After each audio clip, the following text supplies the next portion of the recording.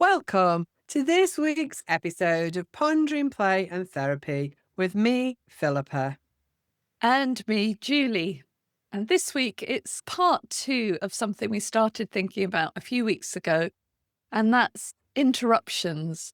And we're thinking about particularly interruptions on a really big scale, things like the massive interruption in all of our lives of COVID, of the pandemic, and also the micro interruptions that can happen, say, in a therapy room when a child suddenly puts the brakes on or somebody walks into the room. So we're thinking about the impact of interruptions, Philippa, the everydayness of interruptions. Life has interruptions. It's not smooth.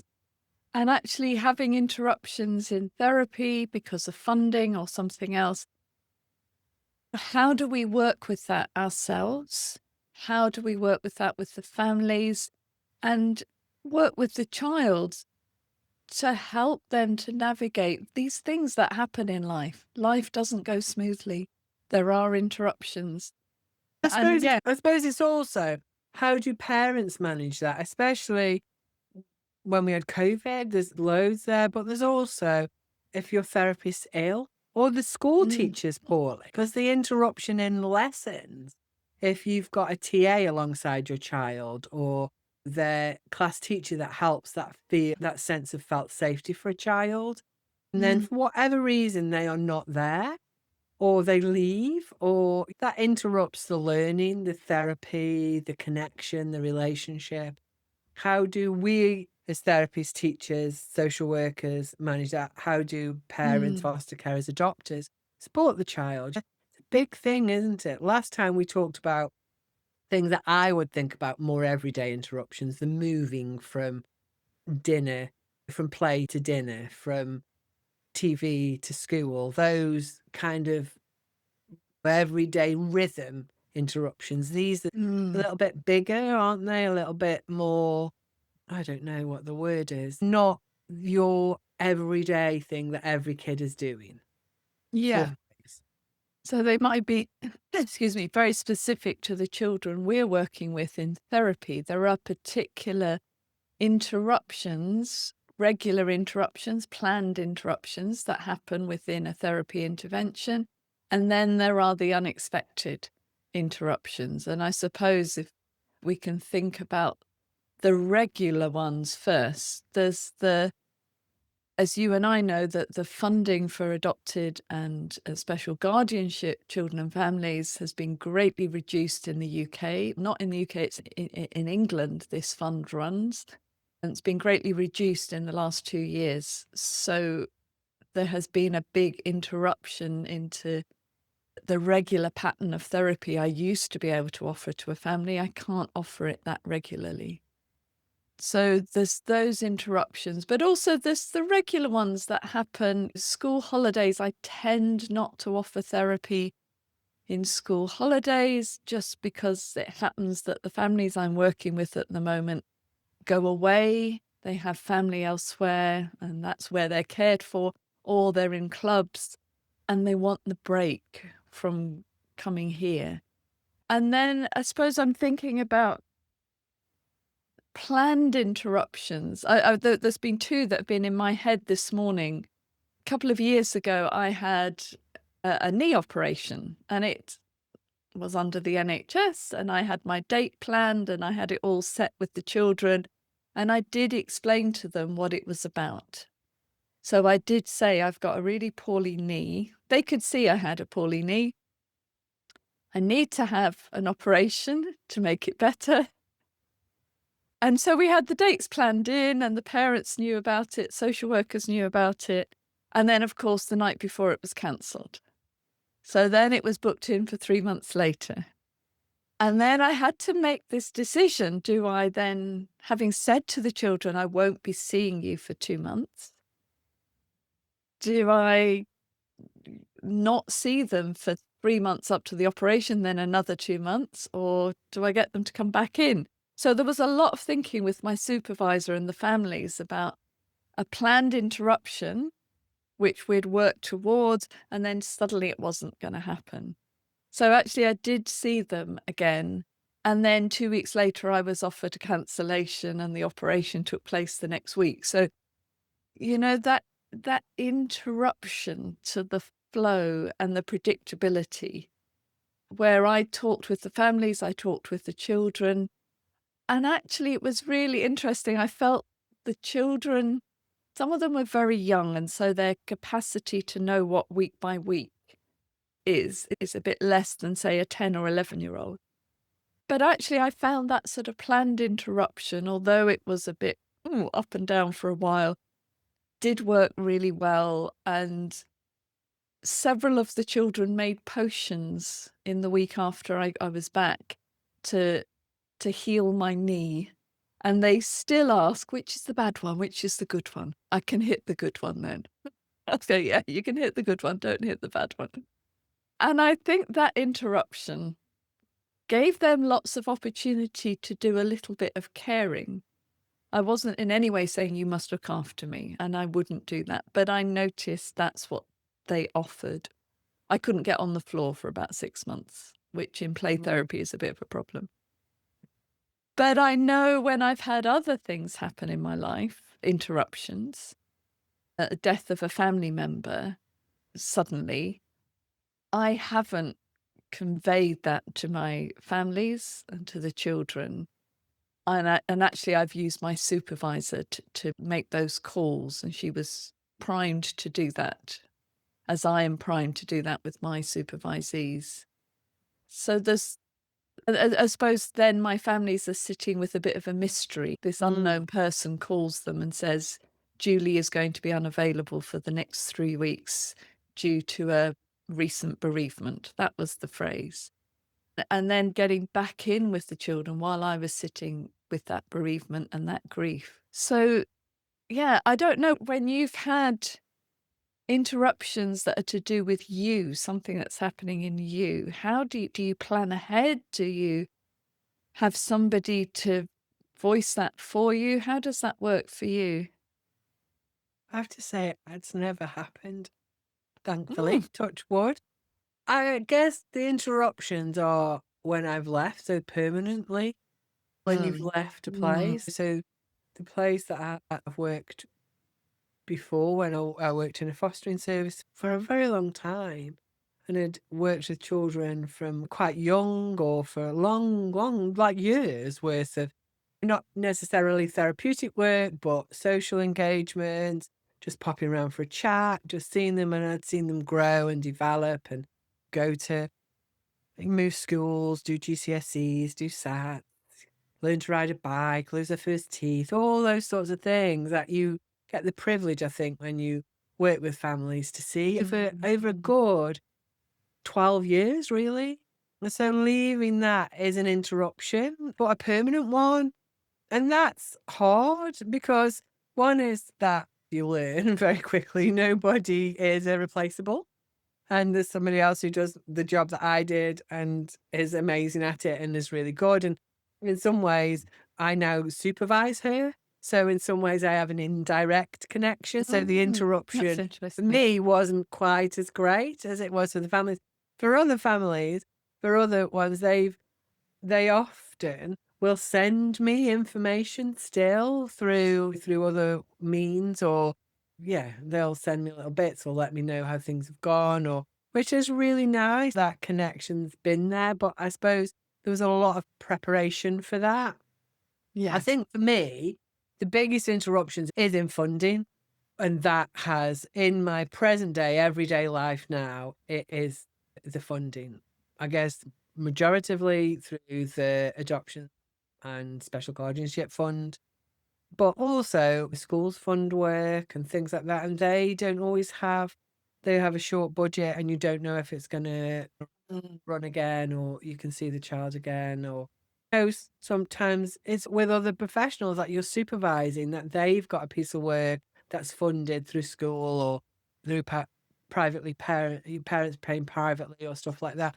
And again, that funding can end and you don't always know when it's coming back. Like you Mm, talked about the adoption support and guardianship fund.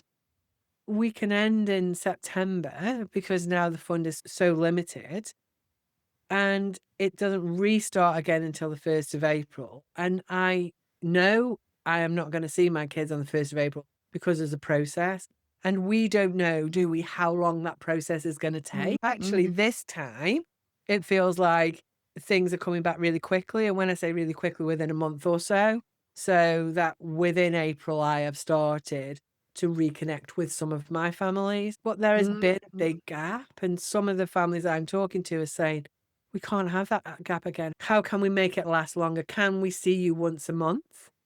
And Spread it out. Yeah. and that in itself is an interruption, because Mm. actually for things like therapy and that, my answer would be no. A month is too long for it to have, in my view, any effect, because the gap is so great, things have happened, and each time you're spending the time rebuilding and reestablishing a relationship, and you're not getting to the nitty-gritty of the stuff.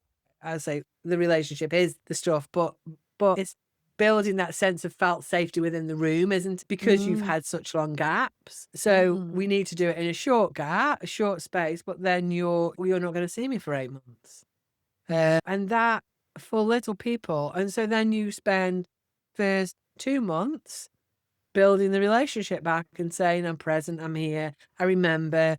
I do lots of things to try and limit the disconnect that the interruption brings. So I send Easter cards, I send Christmas cards, I send birthday cards. I ask parents and caregivers to let me know if they've done something at school or they've achieved something or just something. Then I'll send them a little postcard that says well done or you're amazing or something, so that I try Mm. and keep indirect connection to reduce the impact that this interruption has. But it Mm. still has an impact. It still is tricky. Teenagers who are going through everyday stuff every day, and their space to come is with you to say, "Oh, do you know what this is like today?" And blah, blah, blah. And they can just offload, and they've got that space, and you've spent years building that relationship up, to then all of a sudden not see you for 6 months. Yeah. It doesn't matter how many cards I send. They haven't got the space to come and say, "Do you know? Do you know Julie was doing this the other day at school?" Yeah. And that's it might feel unimportant to policymakers, but actually it's massively significant for children and Yeah. young people who've had all these interruptions already in their big people. Yeah. Our literal job is to be predictable, consistent, and nurturing. That is the therapy as far as I am concerned. That's a huge part of it. Yeah, Yeah. just turning up, opening the door, having a date in our diary, saying, I'm here just for you. That's a huge part of the therapy. And when that gets interrupted or put on hold, I'm thinking about different children seem to, you not deal, that's the wrong word. They seem to navigate that in such different ways. Often, if I'm working in a school, we've naturally got usually the 6 or 7 week break for the summer holidays, July and August, bit of September. And it coincides with their school transitions, moving on to the next year. And generally, I can't go into school. Some schools are happy for me to still come in and meet the parent and the child in the school if there are staff around. And some children seem to give the message or manage that by almost completely cutting off. It's like, I don't exist. The therapy doesn't exist. They put it in a different box. And it's as though they really shut down on it. And maybe that's what they need to do. That's their protective capacity. Other children, I think, are really desperately miss the therapy, miss me, miss the resources. But I don't always know that the first time round. So I Mm. try and get clues in the rest of the year before we have a big break. Other clues. How do they cope with the ending of a session? Just that small interruption. When I say 5 minutes left, okay, it's time to go back to class now. How do they manage that? And if some children really rail against that, fight, "No, I'm not ready to go back to class. I don't want to go back to class. It's not fair. You never give me enough time." And so that child is likely to deal with the big breaks, the big interruptions in a similar way. So I try and anticipate that. But I also know there are children who shut down because that's the only option they've got, is to shut down and not protest and just shrug and go, "Phew, doesn't really matter. Am I getting a different therapist in September? You don't really matter." Which, as the therapist, hands up, I can feel really hurt by. But I absolutely understand that this child has not had those reliable adults in their lives up to now. And so it's just, "Oh, when's the next one coming?" But I suppose it makes me think about what message do these interruptions give to our children? What do they internalize it as? That's the thing that Mhm. I think about is what is your body hearing? You're hearing my words say, we're having a break for Easter. That's with all the children that have come up to Easter that I saw, because the fund runs from the 1st of April to the 31st of March. So anybody that's ended in January, February, and March, I've said, we're having a break. It's nearly Easter. It's nearly the school holidays. And then we'll start again afterwards. That's been the story. Just to give some structure to it, some narrative to this is Mm. why we're seeing it's not that I don't want to see you. It's just that we're going on the break for this. Because what day, if you're 7, 8, 10, 12, 14, you don't really need to know somebody's paying for this for you. And it's not really important. Or what would that mean? So what I think though is when I don't see a child for 2, 3, 4, 5 months, what Mm. message do Mm. they internalize from that? And I often wonder if it just feels like, again, that they're just not important. It doesn't matter how many cards I send, how much of the narrative I give them. Certainly initially, that must, I don't know if it must. I think I would feel that, well, she doesn't want to see me now. She's seen somebody else, because loads of kids say, Who did you have before me? Have you got somebody after me? Have you got?" So they know that they're not your only child. They see sometimes, because it takes so long to leave leave the blinking therapy room, the next child's coming in, and you're trying to. So children know that they're not the only child. And Yeah. are you seeing those other children and not me? Why aren't you seeing me? Especially if you've had lots of disruption in your life, maybe you haven't had the care, whatever reason, it's not a judgment, that you needed as a baby and a toddler, you internalize, I am not good enough, I am not valuable, I am not okay, don't you? And then we have these interruptions. Does that mean the same thing to them? I think you were talking about before being in a school and somebody walking in to get something from the room or do some photocopying. What Mm. does that say, that actually this isn't valuable? That somebody doesn't, that this space for you isn't Mm. valuable enough, isn't valued to respect it and to keep it safe? And so in therapy, we try really hard to build a sense of connection, to build a sense of value, to build a sense of, we are amazed in you, you are wonderful. And then we do these things that says, "Well, yeah, but you're not that much, because I'm not going to see you for 6 months. And I can just walk in your room, or I can move your favorite toy, or I can forget that you use this in the sand tray and somebody else has taken it." That is an interruption in itself. And that Mm. communicates value, thought about, attainment, attunement, that maybe these kids have missed. Yeah, I think I'm thinking about that incident with the photocopier, which I'll share a little bit more of in a second. But there's something about what I think I might feel in that situation might not be what the child I'm seeing is feeling.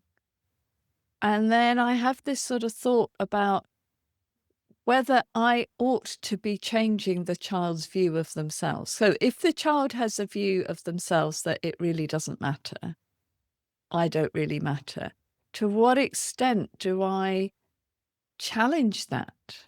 I want to challenge that, but I also don't want the child to have all the feelings I have about being interrupted. The one I'm thinking about, the photocopier in a school, sometimes, not all the time, I needed to change from the normal room I was in, which had a piano in it, which had its own challenges, to a room that was also the photocopying room for teachers. And everybody knew. I put a notice on the door, please don't interrupt at these times, session in progress, all of that. But inevitably, somebody has to photocopy something. And having been a teacher, I absolutely get that. You need another 10 of something.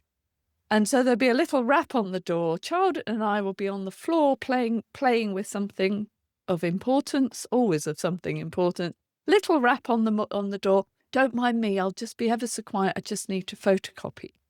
And then the machine would be on and people would be photocopying. And it drove me up the wall. It used to get me really angry. And sometimes I would say, no, you need to come back later. And they said, but I need it for my class. And but often I saw the child just kind of collapse and shrug their shoulders and go, Julie, it really doesn't matter. Let them do it. Doesn't really matter. And yeah, your face is saying, oh, Yeah, I you're just sort of think sad face. you don't want that. I don't want that. But at the same time, how do I not get into an argument with this other member of staff, which might be actually more alarming to the child, to hear Absolutely. adults with raised voices, because it would really fire me up. While I absolutely understood why the member of staff felt they could slip in, but also that the disregard for me and for the child. And I think the child was often trying to protect me by saying, Julie, it really doesn't matter. Calm down, dear.